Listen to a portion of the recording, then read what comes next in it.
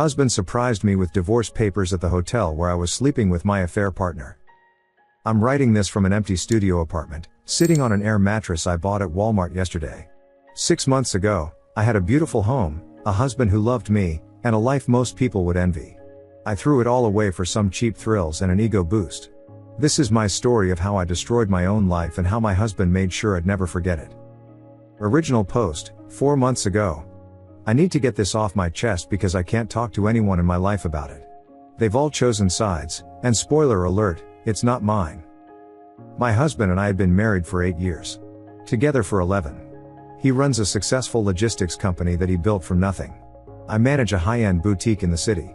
We had what I thought was a good life, nice house, nice cars, vacations twice a year. But somewhere along the way, things changed. Or maybe I changed. About 6 months ago, I started feeling invisible. My husband was always working.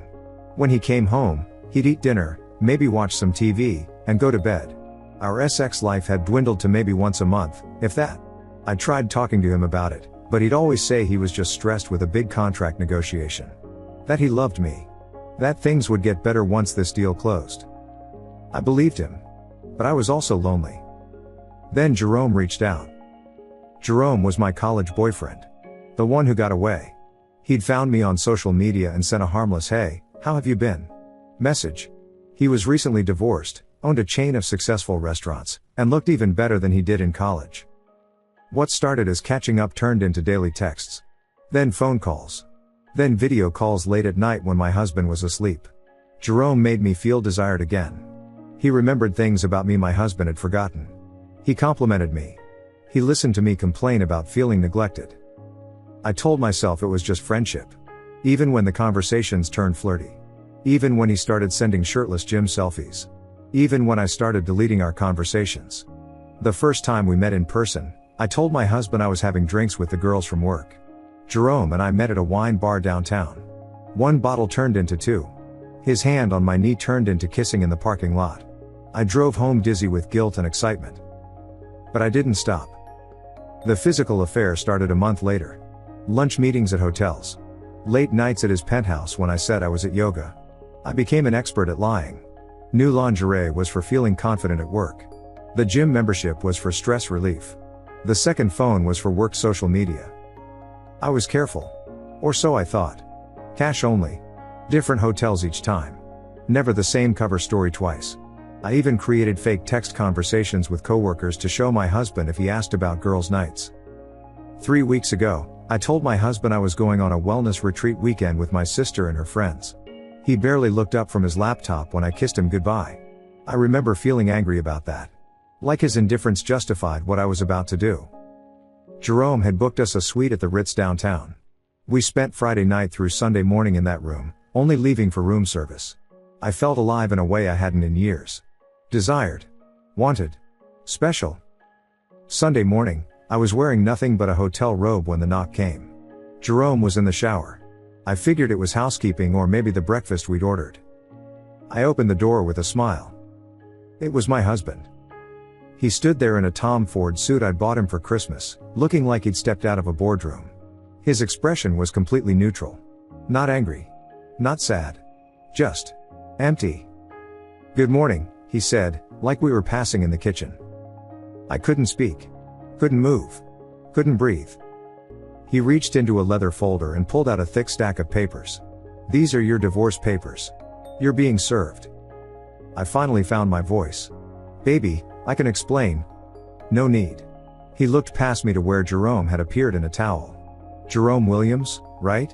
The one with the restaurants?" Jerome nodded, looking as shocked as I felt. My husband actually smiled. "Good luck with this one. She's expensive." Then he turned to leave. I grabbed his arm. "Please, can we talk about this?" He looked at my hand on his arm like it was something disgusting. I let go. "We're done talking. Your things will be in storage unit 47B at the public storage on 5th Street. The code is your birthday. You have 30 days to collect them." This is my home too. I was getting angry now. How dare he ambush me like this? He corrected. "Check page 47 of those papers. The infidelity clause you signed in our prenup. The house is mine." "Prenup? We didn't have a Oh. Oh God. That paperwork he'd had me sign 8 years ago. He'd said it was for his business insurance. I'd trusted him. Signed without reading. Your car is being repossessed as we speak, he continued calmly. It's in my company name. Your credit cards have been canceled, they were all authorized user cards on my accounts. The joint accounts have been frozen pending the divorce. Your personal account has exactly what you put into it from your paychecks. About $2,000, last I checked. Each word was like a punch to the gut. How long have you known? I whispered. 6 weeks. He checked his watch. Your sister is on her way to pick you up. I suggest you get dressed. My sister? You told my sister? I told everyone. His voice was still infuriatingly calm. Your parents. Your sister. Your brother. My family. Our friend group. Complete with screenshots of your texts, credit card records showing hotel charges, and particularly creative lies you told. My personal favorite was when you said you were at your mother's birthday dinner but were actually at the Four Seasons. My legs gave out. I slid down the doorframe. Why? I sobbed. Why would you do this to me? For the first time, emotion flickered across his face. Disgust. I did this to you? He laughed, but there was no humor in it. No, sweetheart. You did this to yourself. I just made sure there would be consequences. He stepped over me and walked down the hallway. At the elevator, he turned back. Oh, and that big contract I've been working on? Closed it a month ago. I've been busy with my lawyer ever since. Funny how you never noticed I wasn't actually working late anymore. The elevator doors closed on his smirk. Update 1, posted 3 months ago. I know most of you are going to say I got what I deserved. You're probably right. But I need to write this out because I'm losing my mind. After my husband left the hotel, I sat on that floor for probably 20 minutes. Jerome tried to comfort me at first, but when I showed him the divorce papers and explained about the prenup, he got very quiet. He was dressed and gone within an hour with some excuse about needing to check on his restaurants. He hasn't responded to a single text since. My sister arrived looking absolutely disgusted with me. The car ride was silent except for my sobbing. She drove me to a motel since I couldn't afford the Ritz on my own and she didn't want that energy in her house. The full scope of my situation hit me over the next few days. Bank accounts, he was right. I had about $2,000 to my name. Credit cards, all canceled. I'd never bothered getting my own because his had better rewards. Car, gone. It was a company car for tax purposes. Phone, still worked, but only because I'd gotten my own plan for my second phone. The irony. Job, still had it, but barely. More on that later. Friends, gone. Every single mutual friend chose him. Family, disappointed doesn't begin to cover it. My mother's first words when I called her? How could you do this to such a good man? Not are you okay? Not what happened? Just immediate judgment. Turns out, my husband had met with my parents the day before the confrontation. Showed them everything. The hotel receipts. The texts. The lies I'd told about spending time with them when I was with Jerome. My father hasn't spoken to me since. My brother sent one text, "You made your bed. Lie in it." But the worst part? My husband's execution was flawless. He'd hired a private investigator through his brother who does security consulting. They had everything. Photos of me entering hotels. Screenshots of every deleted text, apparently my phone backed up to our shared cloud before I deleted them. Credit card records. Even security footage of me kissing Jerome in various parking lots. He'd spent 6 weeks preparing. While I was sneaking around feeling clever, he was 10 steps ahead. The prenup was airtight. I'd signed it without reading, trusting him completely. It clearly stated that in case of infidelity, the cheating party forfeits all rights to marital assets and spousal support. The only thing I was entitled to was what I'd earned myself. My lawyer, legal aid, because I couldn't afford anything else, read it and basically said I was effed. "You signed this of your own free will?" she asked. I thought it was for his business insurance, I admitted. She actually laughed. "Honey, this is one of the most comprehensive infidelity clauses I've ever seen. Your husband's lawyer is either very good or very paranoid." "Both," I muttered. But here's where it gets worse. Remember how I said I barely kept my job? Well, turns out I'd been using my company credit card for some of the hotel rooms when I ran out of cash. I'd planned to pay it back before the monthly audit, but my husband's timing meant I got caught. HR called me in. They'd received an anonymous tip about misuse of company funds. They had the receipts. The dates. Everything. I wasn't fired. But I was demoted to sales associate and had to pay back every cent. My salary went from $85,000 to $40,000 overnight. In this city, that's barely survival wages. My husband didn't send that tip. But his lawyer made sure to mention the misuse of funds in the divorce filing, which is public record. Someone from work saw it and reported it. Whether that was intentional or not, I'll never know. I had to move into a studio in the worst part of town. It's the kind of place where you don't go out after dark and the neighbors' fights keep you up at night. But it's all I could afford. Meanwhile, through the gossip network, I heard my husband was doing great. Closed a deal that would net him several million. Bought a new house, paid cash. Was seen at charity events with a stunning woman who apparently worked in tech. He was thriving. I was drowning. And I had no one to blame but myself. Update 2, posted 2 months ago. You know what the funny thing about hitting rock bottom is? You think you're at the lowest point, then someone hands you a shovel. The divorce was finalized last month. The whole process took less than 90 days because I had no grounds to contest anything. My lawyer advised me to take whatever he offered because the prenup meant I could end up owing him money if we went to trial. What he offered? Nothing. I got nothing except my clothes and personal items from the storage unit. He even kept the jewelry he'd bought me over the years because they were marital assets purchased with marital funds. The day I went to clear out the storage unit was particularly brutal. My brother-in-law, husband's brother, the security consultant, was there to supervise. Make sure I only took what was mine. You know, he said as I loaded garbage bags of clothes into my beat-up Honda Civic, bought for $3,000 from Craigslist, he loved you more than anything. Would have done anything for you. Then why I started? Why wasn't he paying attention to you? He laughed. Is that really what you told yourself? The man was working 80-hour weeks to close a deal that would set you both up for life. He was planning to surprise you with a month in Bali once it was done. Had the whole thing booked. First-class flights, private villa, the works. I felt nauseous. He never said. Because it was a surprise. For your 10-year anniversary. Which would have been next month. I broke down sobbing in that storage unit. His brother didn't comfort me. Just watched with the same disgusted look everyone seemed to have when they saw me now. You want to know the really pathetic part? He continued. Even after he found out about the affair, he spent 2 weeks debating whether to forgive you. Went to therapy and everything. The therapist convinced him you'd never stop. That you'd just get better at hiding it. I would have stopped, I whispered. No, he said firmly. You wouldn't have. Because you didn't slip and fall onto Jerome's DK. You made 1,000 choices to get there. Every text. Every lie. Every deleted message. Every time you came home to a man who loved you and smiled in his face knowing what you'd done. That's not a mistake. That's who you are. He left me there crying among my belongings. The financial reality of my new life was crushing. Rent, $1,200 for a studio that should be condemned.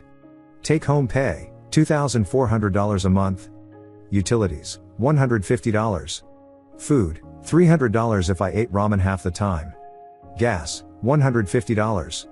Phone, $50. That left me $550 for everything else. In a city where a coffee costs $7. I sold everything I could. Designer bags, shoes, clothes. Most of it bought with his money, so it felt like stealing even though it was technically mine. Got maybe $5,000 total. That became my emergency fund. My social life was non-existent. Our friend group had been built over a decade. They all chose him. Not dramatically. Just stopped responding to texts. Stopped inviting me to things. I'd see Instagram posts of parties at his new house. Game nights I used to host. Couples trips we used to go on. He'd moved on seamlessly. I was erased. My sister finally let me come to dinner last week. First time seeing my family in months. It was awful. My mother spent the entire time talking about how well my husband was doing. How he donated $50,000 to my father's veteran charity. How he still asked about them. How his new girlfriend was just lovely, an investment banker, very accomplished. Stop, I finally begged. Please stop. You need to hear this, my mother said coldly. You had a good man who worshipped you. Who built a life with you. And you threw it away for what? Some restaurant owner who won't even return your calls? She was right. Jerome had ghosted me completely. Blocked me on everything. Mutual acquaintances said he was already dating someone new. A 25-year-old hostess from one of his restaurants. I was 32, broke, alone, and completely humiliated. But the universe wasn't done with me yet. Last week, I got a letter from a law firm. Not my ex-husband's. A new one. Jerome's ex-wife was suing me for alienation of affection. Apparently, their divorce wasn't final when we started sleeping together. She wanted damages for emotional distress and the impact on their children. I called Jerome, desperate. The number was disconnected. I called my lawyer. She said these cases are hard to win but expensive to fight. I could end up owing his ex-wife hundreds of thousands if I lost. Money I didn't have. Would never have. I sat in my moldy studio apartment, eating instant noodles, and laughed. Actually laughed. My husband hadn't just divorced me. He'd destroyed me. Systematically. Thoroughly. Completely. And the worst part? I'd handed him the ammunition. Update 3, posted 3 weeks ago. They say karma is a BCH. Turns out, she's a BCH who wears designer heels and has perfect timing. Jerome's ex-wife's lawsuit has consumed my life. I've spent every penny of my emergency fund on legal fees. My lawyer says my best bet is to settle, but his ex wants $200,000. Might as well be $200 million for all the chance I have of paying it. I tried reaching out to Jerome one more time through his restaurant. His manager told me I was banned from all locations and if I showed up, they'd call the police. Then he leaned in and whispered, "He says you're toxic. That you seduced him with lies about your marriage being over." That's rich. Jerome knew exactly what my situation was. He liked the thrill of it as much as I did. But now I'm the homewrecker who ruined his family. I've started working a second job, overnight stocking at a grocery store. My days are, boutique from 9 to 6, home to shower and eat, grocery store from 10 p.m. to 6 a.m. 2 hours of sleep if I'm lucky. Repeat. I'm surviving on coffee and desperation. Last week, I saw them. I was stocking cereal when they walked down the aisle. My ex-husband and his new girlfriend. At 2 a.m. In a 24-hour grocery store in a sketchy part of town. She was everything I wasn't anymore. Polished. Confident. Wearing the kind of casual clothes that look simple but cost a fortune. He looked happy. Relaxed in a way I hadn't seen in years. They were laughing about something, her hand on his arm. The easy intimacy of it made my chest ache. He saw me first. The laughter died on his lips. For a second, just a second, something flickered in his eyes. Pity? Sadness? Then nothing. "Babe," he said to her, gently steering her away. "Let's try the other aisle." But she'd seen me. Looked from him to me, taking in my uniform, my exhaustion, my general state of decay. "Is that?" she asked softly. "Yeah," he said. "Come on." As they walked away, I heard her say, "The one who cheated with the restaurant guy?" "Ancient history," he replied. Ancient history. 11 years reduced to ancient history. I abandoned my cart and hid in the bathroom until my manager knocked to ask if I was okay. I wasn't. Haven't been for months. Yesterday was the final straw. My husband, ex-husband, sent me an email. First contact since the hotel confrontation. Subject, final business. I debated sending this for months. My therapist says I need closure, so here it is. I loved you completely.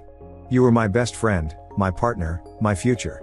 When I found out about the affair, it broke something in me that will never fully heal. Not because you slept with someone else, but because of the ease with which you lied to my face every single day. The private investigator showed me everything. How you'd smile when you came home from him.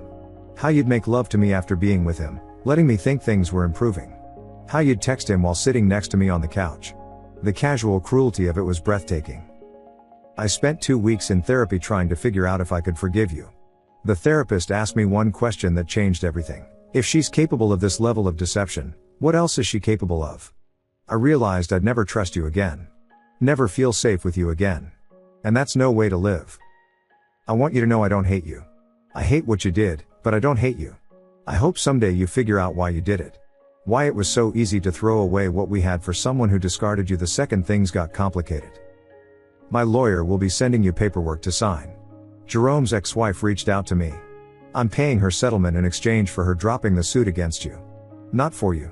For the woman I thought you were. The one I fell in love with. Consider it severance for the death of that person. Don't contact me. Don't thank me. Just sign the papers and move on. I'm getting married next spring. She knows everything and chose me anyway. I'm telling you this so you'll know that your actions didn't destroy my ability to love or trust. They just destroyed us. Be well. I read it 15 times. Cried until I threw up. He was paying off my lawsuit. A $200,000 gift to the woman who betrayed him. The final twist of the knife, here's proof that I could have helped you, but you threw me away. His new fiancée. Married after less than a year. When it took him 3 years to propose to me. I looked around my roach-infested studio. At my swollen feet from standing for 20 hours straight. At the instant noodles that were dinner again. At the bankruptcy paperwork I'd been putting off filing. I did this. All of it. For what? For feeling desired? For the thrill? For revenge against a man whose only crime was working hard to build us a future? I destroyed my life for a few months of mediocre sex and expensive dinners with a man who forgot my name the second his ex-wife showed up with a lawyer. I'm 32 years old. Broke. Exhausted. Alone. No friends. Family that tolerates me at best. A reputation in tatters. Working 2 dead-end jobs just to afford an apartment I'm ashamed to live in. And somewhere across town, the man who loved me is planning a wedding with a woman who appreciates him. Living in a beautiful home. Running a successful business. Surrounded by friends who used to be ours. He won. Completely. Thoroughly. Devastatingly. And I have no one to blame but myself. Final update, posted yesterday. It's been 6 months since my world imploded in that hotel room. 6 months since I destroyed everything good in my life for a fantasy. I'm writing this final update because I need to close this chapter, and maybe my story will stop someone else from making the same catastrophic choices. The paperwork from my ex-husband's lawyer arrived last week. True to his word, he paid off Jerome's ex-wife. $200,000 to make my problem disappear. The letter was simple, sign the attached acknowledgement. No contact after this. I signed it. What else could I do? My sister came by yesterday. First time she's visited my apartment. She looked around, trying to hide her disgust at the water stains on the ceiling, the bars on the windows, the general despair of the place. I have something to tell you, she said, not meeting my eyes. I ran into him last week. At Whole Foods. My heart stopped. And? He asked about you. If you were okay. If you were safe. She paused. I told him the truth. That you're surviving. What did he say? He said, good. That's all I needed to know. Then he introduced me to his fiancée. She's pregnant. About 3 months along. Pregnant. The children we'd talked about. The family we'd planned. He was having it with someone else. Why are you telling me this? I whispered. Because you need to let go, she said firmly. You need to stop living in the past. Stop stalking his social media with fake accounts. Stop driving by his new house. Yeah, I know about that. His security cameras caught you last month. He didn't press charges, but he could have. I hadn't realized he knew. Of course he did. The man who'd orchestrated my complete downfall without breaking a sweat would obviously have security cameras. He's never taking you back, she continued. He's moved on. Completely. You need to accept that and figure out who you're going to be now. After she left, I sat in the silence of my apartment and really thought about her words. Who was I going to be now? For 6 months, I'd been the victim in my own story. Poor me, destroyed by my ruthless ex-husband. But that wasn't true, was it? I was the villain. I was the one who'd betrayed trust. Who'd lied and schemed and deceived. Who'd taken a good man's love and thrown it away for excitement. Who'd blamed him for my own choices. My husband hadn't destroyed me. He'd simply refused to let me destroy him without consequences. So I made a decision. I'm done being the victim. Done wallowing. Done blaming everyone else for the mess I created. I've enrolled in online college courses. Accounting. Boring, stable, decent paying accounting. I'll take me 4 years going part-time, but I'll have a degree and a chance at a real career. I've started therapy. Real therapy, not the kind where I lie and make myself the hero. I told my therapist everything. Every ugly detail. She didn't judge, just asked, what void were you trying to fill? I'm still working on that answer. I've apologized to my family. Real apologies, not the I'm sorry but kind. My father actually hugged me for the first time in months. My mother cried. They're not ready to forgive me completely, but it's a start. I've stopped checking social media. Blocked my ex-husband, his fiancée, Jerome, everyone connected to my old life. Not out of anger, but out of self-preservation. I need to look forward, not back. I've even started dating. Nothing serious. Coffee with a guy from my accounting class. He doesn't know my history, and I plan to keep it that way until I'm someone worth knowing again. The Reddit mob was right, I got exactly what I deserved. My ex-husband served me karma ice cold, with a side of public humiliation and financial ruin. He took everything except the lesson I needed to learn. That lesson? Actions have consequences. Trust is fragile. Love isn't enough if you don't respect it. And the grass isn't greener on the other side, it's greener where you water it. I had a Garden of Eden and set it on fire for a mirage. Now I'm planting seeds in concrete, hoping something grows. To anyone reading this who's considering an affair, don't. Whatever you think you're missing in your relationship, it's not worth this. Talk to your partner. Go to counseling. Leave if you must. But don't do what I did. Don't become a cautionary tale told in whispers at parties you'll never again be invited to. And to my ex-husband, who will never read this, I'm sorry. Not for my sake, but for yours. You deserved better. I hope you find happiness with her that you never could have had with me. I hope your child grows up knowing what real love looks like. I hope someday you forget my name the way I tried to forget your worth. This is my last update. I'm closing this account and this chapter. Time to write a new story. One where I'm not the villain. Signing off. The woman who learned too late. Edit. To those asking why I'm not trying to get him back, did you read the same story I wrote? The man calculated my destruction down to the penny while maintaining perfect composure. He paid $200,000 just to completely sever the last connection between us. He's having a baby with another woman. That ship hasn't just sailed, he burned the entire harbor. To those saying this is fake, I wish it was. I wish I was creative enough to imagine this level of destruction instead of living it. But every word is true, and I have the bankruptcy papers to prove it. To those saying I'm still not taking responsibility, maybe you're right. Maybe I'll never fully grasp the depth of what I did. But I'm trying. That's all I can do now. Try to be better than the person who opened that hotel room door 6 months ago. Comments are now closed. Thank you to everyone who shared their stories and advice. Even the harsh ones. Especially the harsh ones. Sometimes we need to hear the truth shouted at us by strangers on the internet. Be better than me. Please. Thank you so much for watching until the end. If you really like our videos, please don't forget to like, share, and subscribe. Have a great day.